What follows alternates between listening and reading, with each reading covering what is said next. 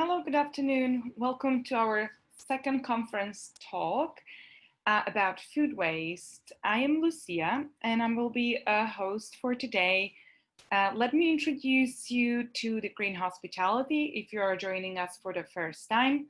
Green Hospitality is a sustainability program of soap cycling, which is a charity in Hong Kong, focusing on collection of soap from hotels and then repurposing them, recycling them, and distributing this recycled soap through the charity partners to those who need it. So Green Hospitality is a program under soap cycling, and the aim of the program is to spread awareness about more sustainable practices in the hospitality industry. But beyond that, we also do engagement with stakeholders. We do some research. We share this research and knowledge with the larger audiences, but we also create partnerships and projects and therefore foster solutions in the hospitality sector, mainly here in Hong Kong.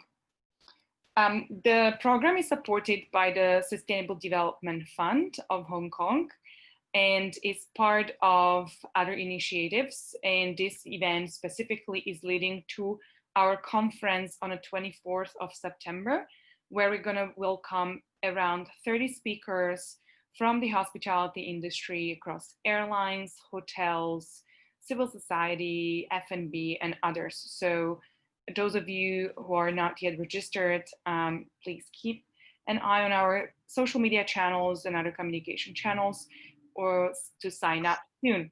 We are shifting the conference to online, so some of you have registered for our live event, but those of you who have not yet registered and would like to participate online, keep an eye on the communication we're going to push out in the coming days for how to sign up and join the conference. All right, I think we have gotten most of you connected. We have more than 100 registrations for today. And over 50 of you are now with us. We are recording the session. I'm going to share it later on as well. And I would like to now share my video so that you can see me and introduce you the speaker for today. So it's my pleasure to welcome Benjamin Lephilibert. I'm not sure I'm pronouncing that correctly, so you can feel free to correct it later. Is that right? That's right. Yeah, that's right. Hello, Benjamin. Thank you for spending this hour with us today. It's my pleasure. Thank you for the invitation. So let me introduce you our speaker and a specialist on food waste. So Benjamin is a self-made food waste solution designer. And he started his career in sustainability in 2008 with Accor as a Green Globe certification manager for 45 Asian Novotel. After consulting for the UN, he founded LightBlue Environmental Consulting in 2012 with a vision to reconcile business excellence and sustainability. LightBlue is a regional awareness raising, auditing, capacity building, consulting, and technology firm working on food waste prevention across Asia and Europe with hotel groups like Marriott, Accor, IHG, restaurants, Cofoco Denmark, as well as international organizations like Michelin Guide Thailand, WWF, and government agencies. Benjamin is also an international speaker, spoke at more than 45 conferences in 11 countries. He is a judge for awards on sustainability, guest lecturer in culinary schools and business schools, and a certified trainer for the Global Sustainable Tourism Council. With a consortium of academics and experts, he co-developed the Pledge on Food Waste, a third-party certification and benchmarking system, enabling government agencies, restaurant groups, and hotel groups to adopt a unified and holistic approach to cut on food waste using a practical methodology, a precise performance benchmarking system, improving the bottom line, and with the full process being 100% online. Benjamin and LightBlue's expertise have been referenced in more than 40 newspapers and academic publications worldwide, including the Financial Times, El Mundo, Bangkok Post. So there's a fantastic background that you have there and definitely an expertise that you have gathered over the time. And we are really excited for you to share with us some of that knowledge. And we set it for today. We have a little bit different setup as we do for the other times. And you have prepared some slides and some presentation on the topic of food waste. So the floor is yours, Benjamin. Please. Fantastic. Thank you, Lucia. I was watching, with a bit of concern, the number of participants. I was like, wow, the intro is way too long. People are going to drop off already. No, thank you very much for that kind introduction. I will share my screen so I can rebound a bit on what you said, because I think it's why we here and why we do what we do. As you mentioned, when I started my career in hotel sustainability, I was implementing this certification program called Green Globe, which is called EarthCheck now. 45 hotel properties. I wasn't really convinced at the time. I was in a truly passionate sustainability young person. I was more curious, and after implementing this, as I was working with the UN, we're still looking at the big picture of sustainability in the hospitality sector. Energy, water, waste, chemical, local communities, etc. Until that day where I was like, hold on. So waste for you, food waste is like waste, like disposable napkins or straws. And I started to be first interested, intrigued, and then puzzled, because there was nothing at the time. 2013, no benchmark, no articles in the newspaper, no awareness, not even like this, curiosity from the professional that, well, there may be something interesting to look at. And when I was asking those questions, very simple question from someone not from the operation, as I was, external point of view, I was asking them, how many kilos are ending up in that bin on a daily basis? Where is it coming from? What is it? And how much does it cost you? And those simple questions, I always got this blank look back, as in, why would you care? And I'm like, well, that's just horrendous to see like dozens and dozens of kilos only in this bin, knowing that you have several outlets, you have multiple locations where food is either being received, stored, prepared, or served. And that started to get me thinking, okay, wow, there is something here. So I convinced one hotel to let me run a program that I designed based on simple tools that I found online and a methodology. And then I got started, and I got started specifically on the topic of food waste. And since 2013, I would say it became our core expertise, and we keep on learning every day, because it's a vast topic that requires a lot of practice, and that is I would say it's a complex issue. So first, I would like to share a bit about like our vision. You shared it already. So really to reconcile business excellence with sustainability. Run roughly 45 projects, as you already mentioned, and we estimate that we saved around 1 million kilos since we started, and it's very difficult to be able to track. So we're being conservative, but it's roughly around this area.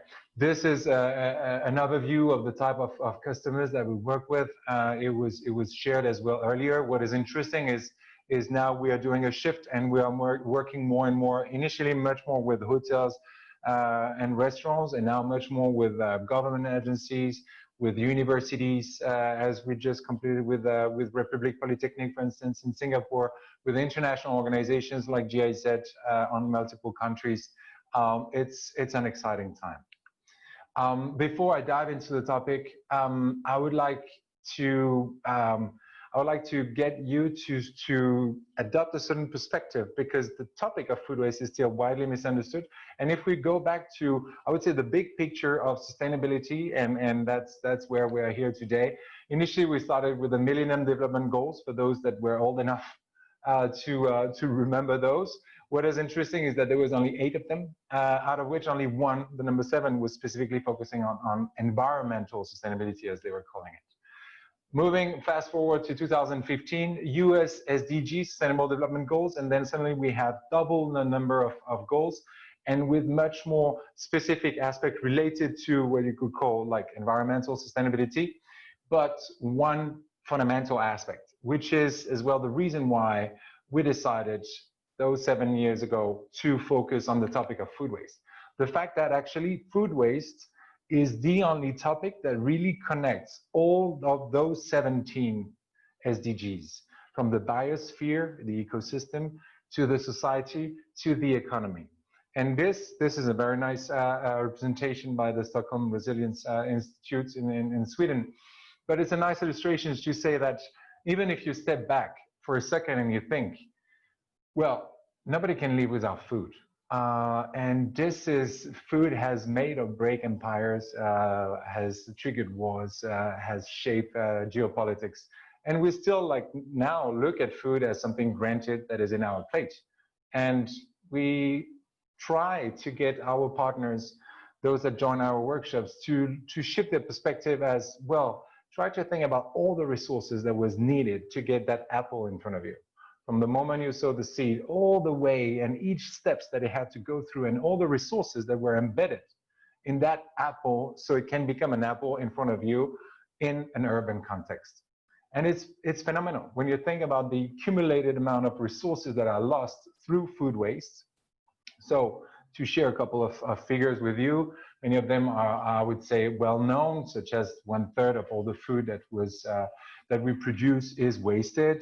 There's still 850 million people that are undernourished. There are 2 billion people that are overweight or obese.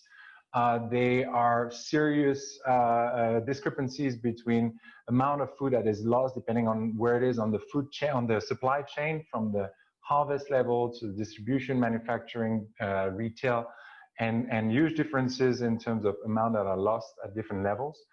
Anyway, down the line, we are all dependent on food, and we are not, I would say, respecting food enough. And this is one of the messages I would like to share with you. Now, if we zoom specifically in the context of hospitality, I shared how we ended up focusing specifically on this topic. And one of the reasons was, I was surprised and intrigued that nobody was really talking about it. It was not on topic. And B, knowing that we are on a B2B sort of relationship with our customers, and that was the reality for us until now.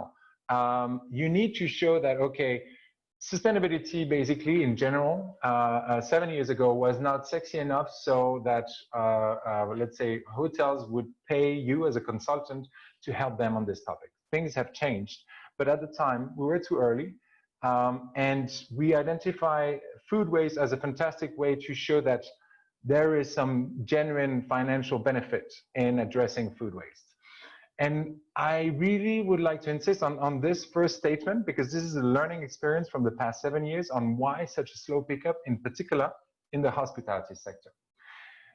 So if we look at if you ask the question to chef, when you start a project and you ask a chef of any hotel, how many kilos do you think you're wasting? Most of the time, they won't have a proper, comprehensive food waste monitoring system that would cover all of the operation. So they may come up with some ideas, which is an estimation. What is funny is when we ask that question, then we run the project behind. We see that they tend to underestimate the volume of food wasted by a factor of 3 to 8. So they believe that it's 3 to 8 times smaller than what is really happening. That's what we call the perception gap. Second issue is this common belief, which is wrong, that hotels that run buffet is responsible for most of the food waste, and I control my buffet well. I probably don't waste much food. Unfortunately, food waste generated at the buffet level only represent 10 to 15% of all food waste generated by hotels. If we look at each steps from spoilage, preparation, buffet and plate perspective, there is a lot, the vast majority of food waste is happening somewhere else than on the buffet. And that's an important key learning point. The last point is this common belief by the hotel industry that food waste is a marginal cost. It's something that is not substantial, that is not worth paying attention or investing in, because they believe that, well, it's already taken care of. But actually the cost is hidden in the standard financial KPIs that are used by the industry, mainly the food cost percentage, that is not truly reflective of the efficiency of the operation. If you sell high enough, you would have a low food cost percentage. Doesn't mean that you are doing great in terms of maximizing the use of food in your operation. And this striking figure the fact that food waste, once a proper methodology is used to calculate the cost of food waste, it is systematically representing between 6 to 14% of the revenue of hotels and restaurants. So it's not something nice to have and a small adjustment. It's a major, very important chunk of that revenue that many people have been overlooking so far. So this is kind of the foundation. I would like to share this misunderstanding, which is fundamental, that the industry start to shift their perspective because they are bleeding cash, to put it simply. So what are some of the existing solutions? So I would like to just like share with you that we don't have the pretension that we we got solutions for all the food waste problem in the hospitality sector. However, we have spent a considerable amount of time in digging and fine-tuning, testing, readjusting, and finding what seems to be working well. So we have three sets of different solutions. One which is on the tech, one which is on all the capacity building and education and training, and another which is around certification. So I will go through them very quickly. Starting with the tech, 30-second video that explains how is the tech useful in collecting essential data to be able to address the issue in operations. We spent the last 7 years working on the issue with one goal in mind: how to prevent food waste. It is a complex issue that requires elaborated solutions, and our technology just makes it easier. Food waste occurs at multiple generating points, from receiving food all the way to the plate. Collecting the right data helps answering the key questions. Through the use of one generic tablet, identify your shift, qualify your waste, enter your quantity. Bam, you're done. Track large scope of your operation, not only in one location, but in multiple locations. Access to performance dashboard on any device, cloud-based, and to in-depth data analytics on demand. Receive a weekly report right at your inbox. Ready to cut unnecessary costs? Get in touch. That's just another view I wanted to share with you, because the importance of the technology, let me try to skip that slide. The importance of the technology is, in that case, I don't think that the technology, well, we will touch on it a bit later, but is the answer. However, it is part of the answer. And especially when you start looking at the quantity of information that you can collect from your operation in terms of how much was wasted. If you have multiple recording points with multiple shifts using multiple categories of food waste and multiple type of food waste, then you come up with a huge matrix of figures and numbers that the machine can process much easier than us. So this is what we've been designing with a tablet that is used as a data entry point, and the data being processed online on the software to help guide our partners in answering those questions and adjust, I would say, their operation. And we're very happy to share that yesterday night we learned that our solution received the label Solar Impulse Efficient Solution from the the Solar Impulse program in Switzerland. This solar powered flight around the globe. The second set of solution that was introduced earlier by Lucia is the Pledge on Food Waste certification. So this is the first third-party verified certification and benchmarking system that is designed for hotels, outlets, restaurants, and canteen to have the right measures in place to control food waste. It is third-party verified, and one of the key aspects of this specific solution is the fact that embedded in the way the certification has been designed are two components. One of them, so there are 7 pillars. The beginning one, the first one are pretty classic, I would say, from process documentation, training of employees, food waste monitoring system. Then you have, I would say, the best practice at each of those critical points that we're talking about, from receiving the food to dispatching in the different areas to portioning, forecasting, service, etc. Those are the two other pillars. But there are two pillars that are especially interesting in that case. First one is customer engagement. And this is new. A lot of, especially in the high-end sector segment, where a five-star hotel must not talk about food waste because this is disgusting and this is so not luxurious. And luckily things are evolving because consumers are expecting differently now than they were 20 years ago or even 10 years ago. So there are a whole set of commitment around customer engagement. And one of the last part, which I think is extremely interesting, is the fact that once all the preventive measures has been put in place by the, let's say, the restaurant, so they do so in a very selfish way because they want to cut on costs, they want to be more efficient and pay less. But if they want to have additional points in order to reach those different levels that you can see on the right-hand side, from bronze to silver to gold to all-star, then they will have to look around and see who are the other food waste solution providers. And those food waste solution providers can be food rescue organization, they can be app that provides a discount at the end of the shift. That could be pig farms, that could be biodigesting companies. All those guys have a role to play, and basically, if they are working with those companies, then they earn more points and they can reach higher level. So to show how far they want to push and how much they want to basically be recognized as thought leaders. So those are an example of aggregator it is de facto an aggregator of food waste solutions. And that helps to structure this and nurture this ecosystem of providers wherever the pledge is implemented.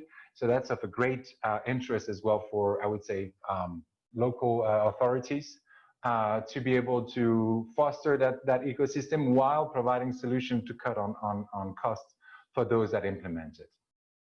And I would like to share as well this news that came only a couple of days ago. The Athénée Hotel, and more specifically Raintree, their restaurant, is the first restaurant to achieve 100%, so the all-star level out of all, and really setting a landmark in getting Marriott. So this is the Athénée Hotel, part of the Marriott network, in achieving, I would say, ambitious goals that are embedded both with the in the context of SDGs and as well like their corporate strategy, Serve 360. So I think this is a precedent, and hopefully more will be inspired by this sort of example. I will skip the video from JW. And it's a paradigm. Sorry, and I will, and then I will finish with this. Capacity building. This happened mainly, well, we have been always building capacity of our new partners. At the time we were starting a new project, we would spend a lot of time, because we believe that the why is food waste an issue is fundamental and must always be the first step if you want to see people implementing change. But thanks to COVID, because of COVID, we started to structure all of our knowledge accumulated over the past 7 years, and we package it in specific set of workshops that we deliver online now, because it's a lot of challenge. Some workshops like those one are standalone modules that are specifically for hospitality lecturers, for students, for consultants, with a very specific angle around the topic of food waste. So let's say food waste monitoring system, or building an effective food waste lover committee, or engaging diners in food waste prevention. Pieces of information wrapped in roughly like 3 hours sort of module. And we have another set of workshop that are more, I would say more comprehensive, but at the same time less specific to the hospitality sector. So we have quite a few participants from government agencies, international organizations, lecturers again, that are keen to acquire knowledge on the topic of food waste in a practical way. So we bring them on a journey from, I would say, the big picture of food waste, zooming in on the food supply chain, the inefficiency and circularity of the concept of circular economy applied to food. And then we look at food waste monitoring, what sort of information we collect, what do you do with those information, how does that translate on the financial side, and ultimately ending up with what are the existing solutions to reach zero food waste to landfills and innovation around that topic. I'll skip the video as well to keep... Food waste represents 44% of all the waste we produce. Sorry, I'll just keep... And to conclude, a couple of examples. Those are examples of case studies of hotels that we work with, from an Accor Hotel Pullman to Marriott Marquis or JW Marriott in Phuket, with a set of KPIs that we are always tracking. How do we impact the food cost percentage? How do we impact the cost per cover? How do we impact the total volume of food waste that we manage to reduce? How does that translate, of course, on the financial side, but as well in terms of carbon emission reduction over the implementation period? That's it. I've been a bit long. I'm sorry, Lucia. It's okay, no worries. Thank you for sharing the really interesting journey and how you actually started off with it and the different challenges that the industry is actually facing. I'm sure that lots of people here on the call can relate. I see some of the different service providers and people who deal with food waste here in Hong Kong specifically. Now let's transition into the questions. And at the same time, I would like to encourage the audience to, if you have any questions, please do put them in the chat. So you could just keep muted so that we don't disrupt the sound for everyone, but feel free to utilize our chat. We have Eliana here, my colleague, who is going to collect those questions so we can answer them as they come in. So if you have any sort of question for Benjamin around food waste, he's the expert to ask about those. Now, I have a couple of questions I have prepared, and you have partially answered some of those that we have sort of thought of. So like your journey into why did you decide working on this issue, etc. But there are still some that we have not answered, and I would like to have your opinion on. Yeah, please. So for instance, currently we're facing the pandemic, obviously, and that might mean that less people are dining out, and they're more likely to perhaps cook at home or maybe do takeouts, depending really on the location. In Hong Kong would be lots of takeouts probably, but in some locations might be way more preparing food at home. Now, what do you think, or have you observed any data since the pandemic started, through your work with different partners? Is there any trend in like reduction of amount of food waste because of this, do you think? Or would those, say, ingredients from the restaurant would be wasted because restaurants cannot adapt that quickly to this new shift, and therefore lots of their procurement still goes into waste just because it's not even effectively utilized due to like decreased demand from the customers? How do you think, or if you were to give an advice to an F&B, how they should plan, say, the procurement in these times? Or is there any sort of rule that you have observed and would help them be better and produce less food waste? Well, no, it's an interesting question, and it's a tricky one, because, well, most of our partners just shut down literally from February or March, and they reopened only very recently. So what is happening is that normally we have our ongoing food waste monitoring system, which helps to keep an eye on the operation and kind of the level of efficiency. But when they shut down, they just shut down. So we turn blind. So for us, it's instead of just sharing, I would say, or throw up in the air some ideas, I would say I don't have enough depth to say if restaurants or hotels during COVID have been throwing more or less because of that lack of I would say visibility for us. However, of course, the volume of operation being either they shut or they have been like widely reduced. So indeed, they are dealing with much less customers and much less food. I'm sure there has been some sort of a buffer. A moment at the beginning, especially for the operation to adjust, realizing that okay, well, we need to adjust the volume that we purchase to the much lower volume that we're about to sell. I think where the main bottlenecks have been happening was higher up, so not specifically in the hospitality sector, but higher up the supply chain, as we saw like dramatic with disruption of an entire industry that is normally absorbing a great deal of this food that is produced, suddenly not buying anymore.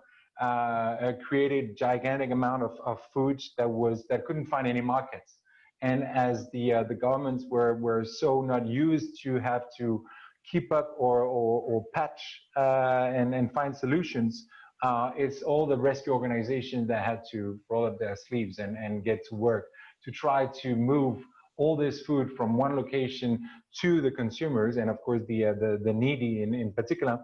And this has been some very interesting work examples in the US and in Asia as well. What I read recently, and that's one of the study, because it's still very difficult to get access to detailed, reliable data on food waste.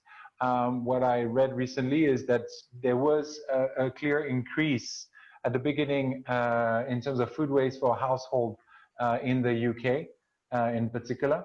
But there has been as well, since the COVID has lasted quite a bit of time, people were kind of confined in their own apartments, and then apparently a higher awareness about the importance of food and the importance of cherishing food or valuing food, and that hopefully on the long run will help to be just more, I would say, respectful, if I can put it this way. Thank you so much for sharing. Now something more practical, maybe for the individuals on the call as well. So you are a trainer for the Global Sustainable Tourism Council. Do you have any tips for the individuals, how they can reduce the food waste, especially when it comes to traveling? Would there be something that you would not do because you're so aware, or how they could actually diminish the food waste that they produce? What is like your go-to rule? How can we make that shift happen? Yeah, hit your kids if they don't finish their plate. No, there are many different. I have kids, and they're not watching, so it's all right. I can run this joke. No, yeah. Of course, there are plenty of rules. As there was one point that I didn't mention based on your previous question. I see a lot of hotels here now that they are reopening that decided, for instance, to either completely skip their buffet offering, even though they know that it's challenging because it is something that is demanded by Asian customers in particular. They really like this. Or shifting to more hybrid sort of solution. That's really so on the professional side, hybrid sort of buffet. Just come back from a hotel in Wahin where you have half of it a la carte and half of it which is buffet, but you don't help yourself. You just ask the waiters and they pick for you. So this I think will become more and more common. Now, travelers is always a challenge, because if you ask me what are the key tips for a household, I would say a mom or dad to limit food waste is easier. Travelers, we are all getting a sort of a different mindset when we travel, and it's interesting because even like if you look at sustainability in general, some would really embed it, but most of the people that may be more cautious at home, they recycle, they store their waste, they try to walk a bit more, but when they're on holidays, they like to indulge. They like to, there is this kind of disconnect, which I think, there is still some work to be done over there. But if we go back to the topic of food waste and your question, it's mainly about always, like I would call it, portioning. How hungry are you? How hungry are the people that are eating with you? Can you influence them? Going back to the example of the kids, usually I order less than what I would because I know that I will finish my kids' plates, all my friends' plates, when I see that they start to order more than what they can handle. So Those are basic tips, I would say. But it's always more challenging when you're not at home and you can't plan ahead. Right. Well, we got some questions from the audience, and I feel like what you mentioned is more being aware of your own choices, of your own self, even when you're traveling or you're on holiday, still keeping in touch with yourself and the environment around you. So we've got 2 questions already here, and I encourage others to also pose their questions in the chat. So TC is asking, hi Benjamin, thank you for the insights. Does LightBlue currently measure the carbon footprint of its food waste monitoring systems? Also, when you approach your F&B partners, do you encounter any resistance to adopting food waste reduction technology? What do you think are the reasons behind such resistance, if any? Oh yeah. Resistance is the story of our activity. No, we have been struggling to be where we are. We took a lot of hit because, as I mentioned, we were too early. At the time when we were talking about, so 2013, recently we had a guest speaker in one of our workshops who is a lecturer on food waste from City University of London. And he was sharing the evolution of number of research papers published on the topic of food waste over the past 5 years. And it's really funny. It's an exponential curve. The first part of the question was related, do we calculate carbon emission related to food waste monitoring? Yes, however, it's not our forte. It's not, as I shared earlier, we tried very hard and we were repeatedly disappointed by the fact that there were hardly any professionals really interested in lowering their impact. So environmental, social impact on water, etc. It's only down the line, the bottom line and the cash that money talks.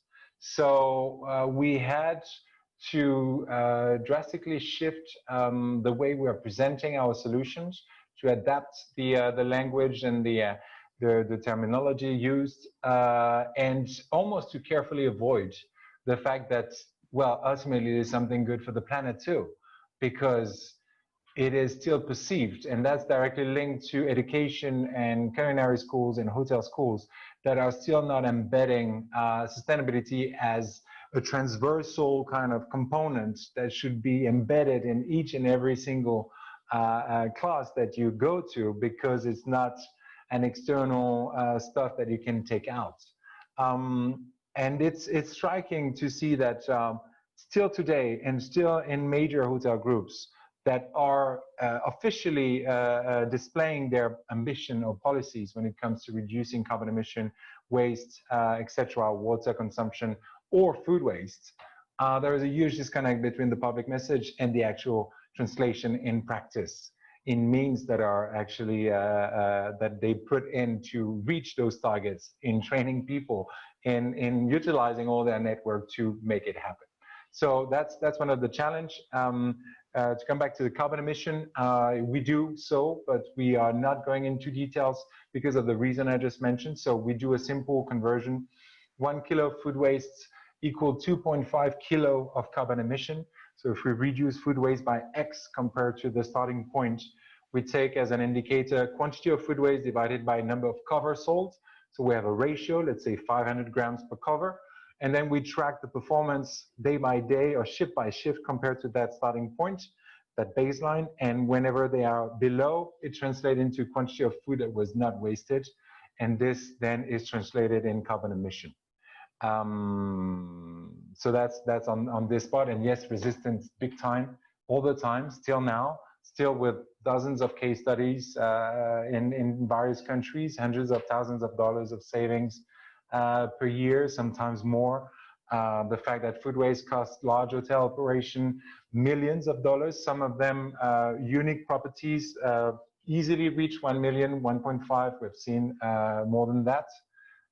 Yet, because the push from the top is not clear and the push from the bottom, from the consumer side, is not strong enough, and that's where the pledge is coming to play as well, helping on both sides. But the push from the consumer is not strong enough to demand hotel operation to be more responsible and F&B operation to be less wasteful. Thank you for sharing this. We've got also a question from Cora. What obstacles did you encounter when trying to convince? Oh well, we kind of covered that, because what kind of obstacles you yeah, but I can elaborate a bit, because indeed, I would say from the technical aspect, it's interesting. What sort of resistance did we face? One of the first resistance was the fact that as we were going one by one, depending on who you are talking to in the organization, let's say the GM, Director of Finance, F&B Director, or the Executive Chef, you realize that you are on a new terrain, you're on a new field that the people you're talking to may not feel comfortable with, because you're coming up with a new topic, you are telling them that they have an issue that they didn't know they have. That's a serious problem, because even though you come with a solution, you're still creating that headache first. And that headache, many of them, instead of saying, oh, that's cool, we can then save X and then re-inject that savings into better quality product, they would be like, you know what, I'm here for 2 years, then I'm gone. Let's not, kind of stir this whole thing. So ignorance is bliss in many contexts. The natural, I would say, psychological stress that some may experience by highlighting, actually putting a figure on something that always has been happening, but suddenly you measure it. So suddenly it exists, and suddenly you know that your entire hotel is generating a ton per day, or 1,200 kilos per day. And that they see it as a threat for their own position. Another important aspect is related to the, I would say, the fact that it is not compulsory in any hotel groups to have food waste monitoring systems. So they're like, well, hold on, what are my KPIs? This is not part of it, so it's okay, it's fine. We don't want it. And yes, I think this combination plus what I mentioned earlier, the fact that their current KPIs, the key performance indicators of hotel operation, restaurant operation, are not taking into account how much is lost. It's just a ratio of how much was spent in buying plus everything that was in storage, etc., divided by sales. So it's only cash in, cash out. We're not looking at volumes. We're not looking at covers in a detailed way. So we are trying to bring those two components, covers, volumes, plus cash, and start playing around, for instance, to track how many kilos of food is bought for each covers that is sold. Mm-hmm. And those are interesting questions. I think that I still have a lot of room to explore. Right. Thank you so much. I've got another question from Tim. Thanks for the presentation, very informative. Have you come across businesses pushing back, not keen because it is extra efforts with weight input data, or is it the bottom line enough to offset this?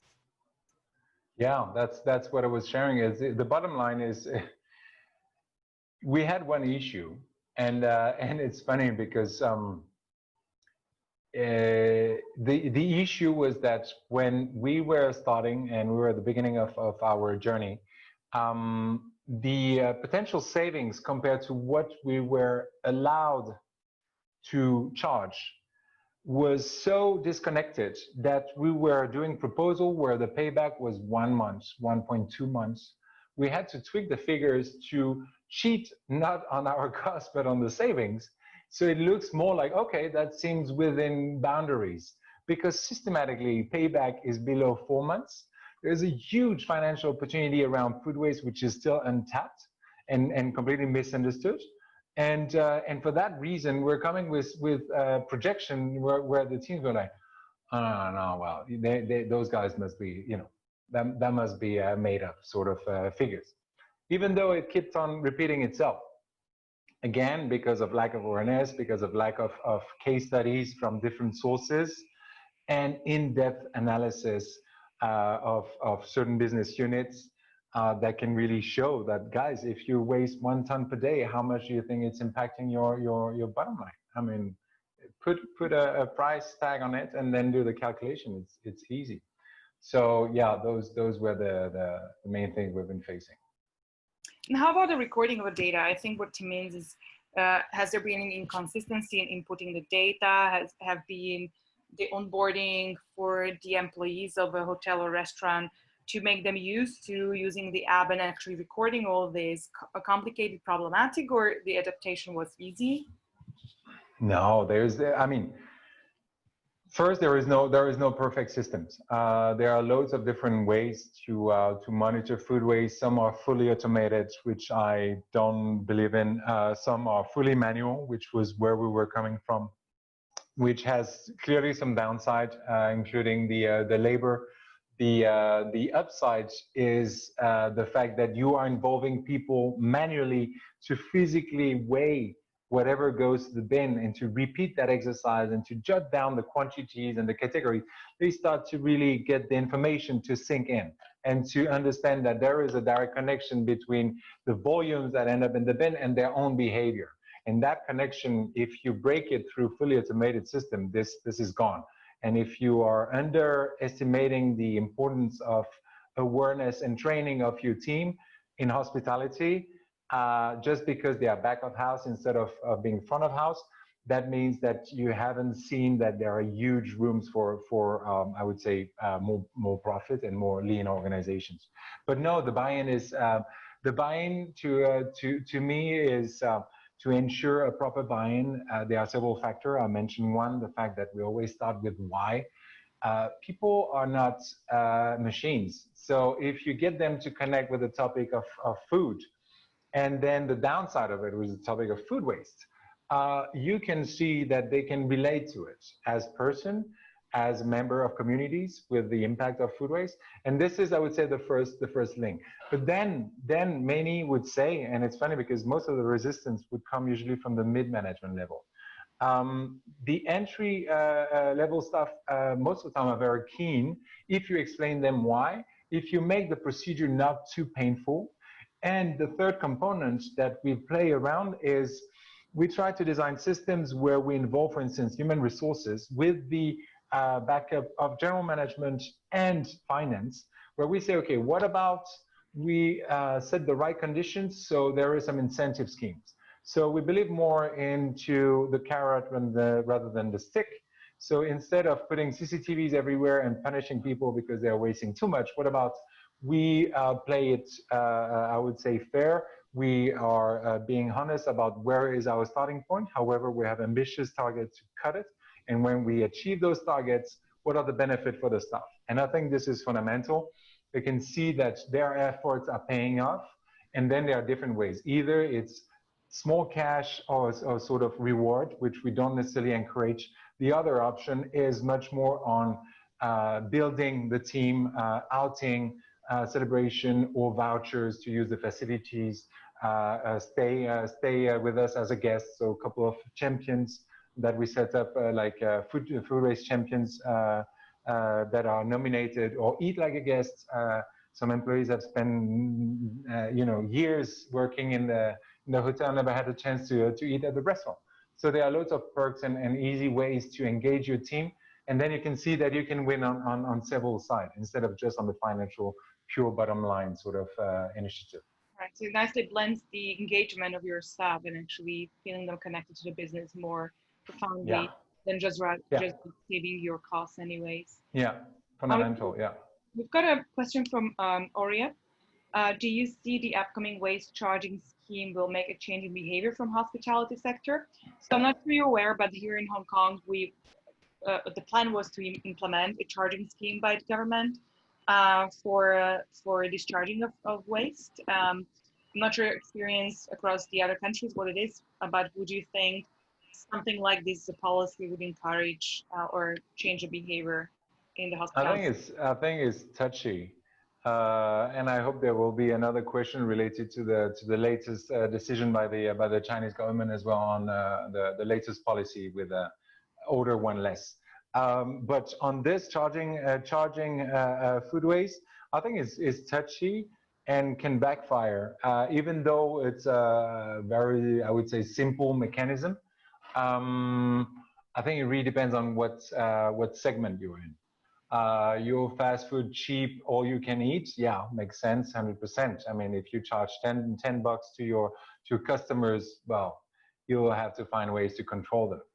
If you are in the 5-star luxury segment and that you charge $150 your customers for a Sunday brunch, you won't charge them for the extra food that they leave on the plate. So I would say, well, one size fits all is challenging. And again, I think that a mix of carrot and the stick is a good balance, but the carrot can go a long way in some situation, in not all of them. So I would say good in some context. Right. So we've seen actually a few, in our talks with our stakeholders here locally, we've actually discussed this question as well. And we've actually seen that if there was a charging scheme, it could have some actually positive impact on like how certain businesses collaborate with, say, the civil society or the NGOs who, for instance, collect the food. Because like right now, the biggest issue here is the logistics.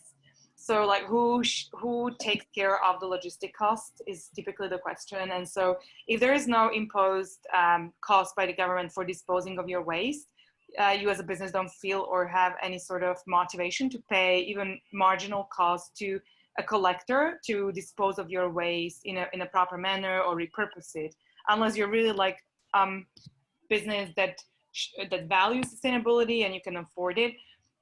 So typically there is this problem of like the corporations or the businesses wouldn't want to pay for it, but then the NGOs who actually do this service to the society and trying to improve the environment also don't have the way to cover for their costs in a way, because nobody's willing to pay. And so we've seen actually that Mindship, and if there was a fee for disposing of your waste, they would be willing to pay rather that money to an NGO collector to do that. So we've seen like this actually could work in a way positively in some areas, because it would encourage them to essentially help the collectors to survive and to provide a service that they already do, because they now see the waste as you know, no value. Then they feel like, why would I pay for something that has no value whatsoever? So I think we're still like kind of walking into building the ecosystem where we understand this is a resource. It could be repurposed for something which creates a bigger value. It could be even used maybe for composting. Then later on, that compost could be used for vegetables that you can buy organically and locally produced. So we have to start really thinking in the systems and not only I dispose of this and then therefore I don't care what happens. Yeah, sorry, maybe I misunderstood your initial question. I thought you were referring to the mechanism of charging customers in the restaurant or F&B sector if they don't finish your plate, you know, like where like the all you can eat, you know, fast food sushi. And if you take too much, then you pay X per each 100 gram that is left. Sorry, and that was in that context that's an interesting way that I think a lot of businesses might resource towards if they have to start suddenly paying for disposal of their trash, which they don't. So here is a government policy, like high-level policy, which will essentially charge everyone for disposing of their waste. So now it's not in place, it's been shelved. So we were just thinking, you know, is this positive? Is this negative? Obviously, some of the it might cause some problems to some of the businesses. Also, there's not really effective way to collect or measure it. So we were wondering locally, like how it's going to be actually implemented, because it's not yet.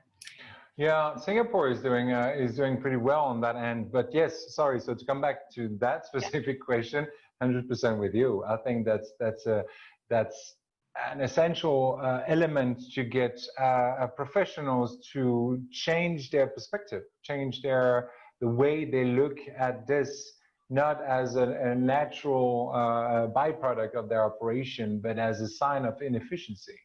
And if they start looking at it this way, and they start seeing how much they have to pay for their inefficiency, which can be coupled with the detailed analysis that I was referring to earlier. So if you have both of them, then they are losing on both ends. And they shouldn't be in business if they don't care about, like, you know, wasting cash here and there at the same time and not acting on it. Yeah. So we've got last question that we're going to take because we are almost done for today. So we've got one more question, Tim. One more question, if it's okay. Any insights on SMEs versus corporates getting on board? Do you work with corporates and SMEs at the same time? Do you have any comparison to share? So, well, yes, I guess, well, it's just this distinction. So to me that I'm trying to process.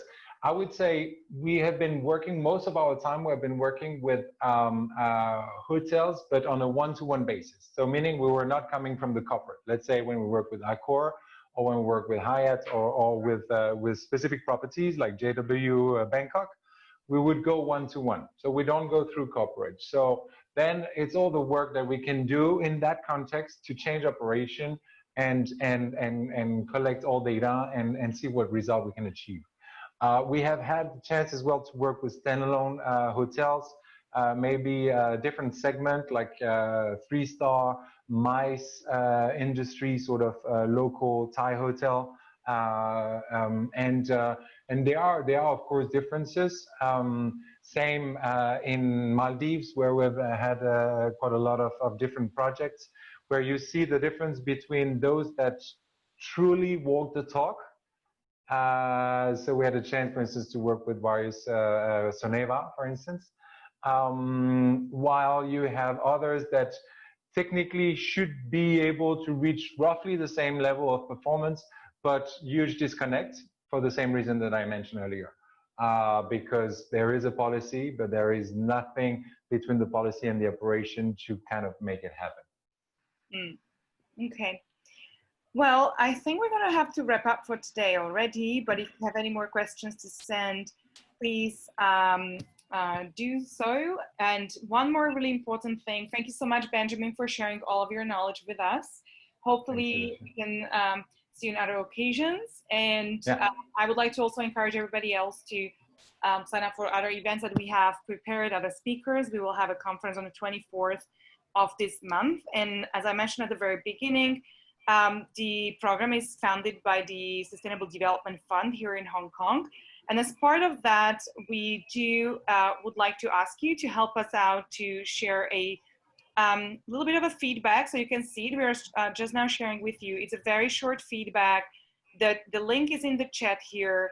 Please, if you could spend just a minute now before we wrap up and close to fill it out, that will help us massively, as we need to reach certain level of feedback for our KPIs to be measured with the government and continue bringing you these fantastic talks with great speakers. So if you could help us there, it's really just 2 minutes of your time to reward us for our work. That will really, really help. So please click on the link in the survey. Just really a couple of questions to pick from on how happy you were and how we can improve on the topics and the talk that we have. Anything else while everybody's filling out the survey? Thank you so much. Do you have any questions, Benjamin, or anything you want to share? Yeah, no, just one piece of information. If I can just share this for those that are interested in in digging a bit more on the topic. If you think that it's interesting, we are running those workshops on a regular basis. The next time is on the 24th, and we go really in depth. So 3 times 3 hours. So if you're curious to dig further and acquire some knowledge more, I would say, in depth and have more time to process and access all those information, I have. Okay, this video is starting alone, so it's a bit annoying. It's on our website, the workshop. We can definitely share it with the audience as well. Oh, we're going to collect a few of the links. So in a follow-up to this talk, we're going to share with everybody the relevant links so they can go and check that. Thank you so much. So please, if you can, fill out the survey. That really helps us out a lot. And join us for the next talk. Thank you so much, Benjamin. Have a lovely evening in Bangkok. Thank you very much. Thank you, Lucia, for the invitation, and see you all hopefully soon. Thank you. It was a pleasure. Thank you so much, everyone, for attending. Have a nice evening.